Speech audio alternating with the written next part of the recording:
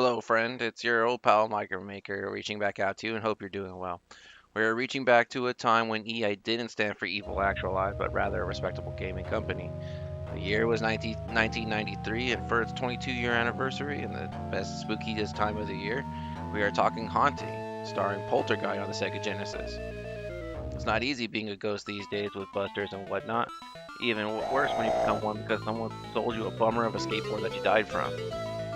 Not even kidding, the story here is one of revenge and scaring the dookie out of the family that is responsible. The story, coupled with the hero of our games, reek of the cheese of the early 90s for better or worse. So it's totally rad and tubular and so, just getting those Cheetos and getting these going here. So, it's just so rad. I can't speak like that for very long, but let's dive into it. Graphically, the game is pretty standard.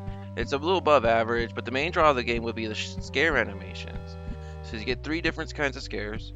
You get the orange, the environment scares, the blue lure scares, and the green poltergeist controls. These can be fun, pretty varied, and are great for crowd reactions.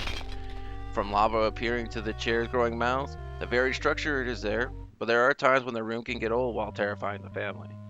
It starts off easily enough, but when you start running into the ecto thieves and the dog that can drain your ecto in a few seconds, the game does get remarkably more difficult. So, like, check out these animations. I'm gonna walk over to this door. I'm gonna see why this door is shaking. What is going on with this door? Oh my god! See, like, it's just stuff like that that you don't see in those games. But it's a unique touch to the Sega Genesis, and it's always an interesting thing there. Now, I feel this game kind of falls in that same area that Panic on the on the Sega CD falls into. Fun enough on your own, but the crowd makes the experience that much better. Two-player gameplay leans into this idea and makes it a lot of fun using the less than lively dungeon sequences, which you'll see here in a moment. But speaking of, that might be the weakest part of the game, yet an integral one. When Polterguy is on the mortal plane, he sheds ectoplasm when he haunts, and has to recoup it when he runs out in a hellish, boring, and frustrating dungeon. The design could have been something special. Like, I wanted to see it more like, the underworld, not just, a rock wall and some arms grabbing you, but all the random stuff jumping out of you, and the roller skate controls add a lot more frustration than fun.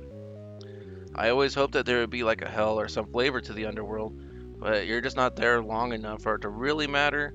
But it is something that could definitely be improved on if they were to revisit this idea. And that's also the place where you can die. I mean, you're a ghost, so you're already dead, but I guess die again or die permanently. So you got to watch out for that.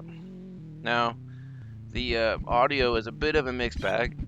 The overworld is an interesting tune, but not something you'll be humming afterwards. And the ecto pickup sounds kind of like a fart, or like when you're running out of that ketchup bottle, it just makes you giggle as you squeeze it out. And so it's not horrible, it's not particularly egregious, and doesn't ruin the game, but it can start grating on you, and then the giggles dry up from that fart sound after a little while. Now, my quick final thoughts on this one is that it is a quite a fun game to play with a crowd around and or by yourself, but you might forget about it for a little while until spooky time, comes back around, and then you might be more into it at that time. But I do give this game a solid 8 out of 10 because it is a lot of fun. It is super original.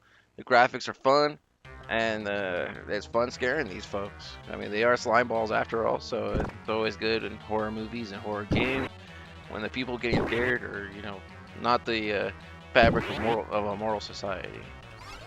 Well, that's it for me. I just wanted to say that this is filmed on a Sega Genesis Type 2 with the original cartridge running through a Retrotink in my gato recording device. But I want to say thank you for viewing this video, and happy gaming to all, and a happy spooky.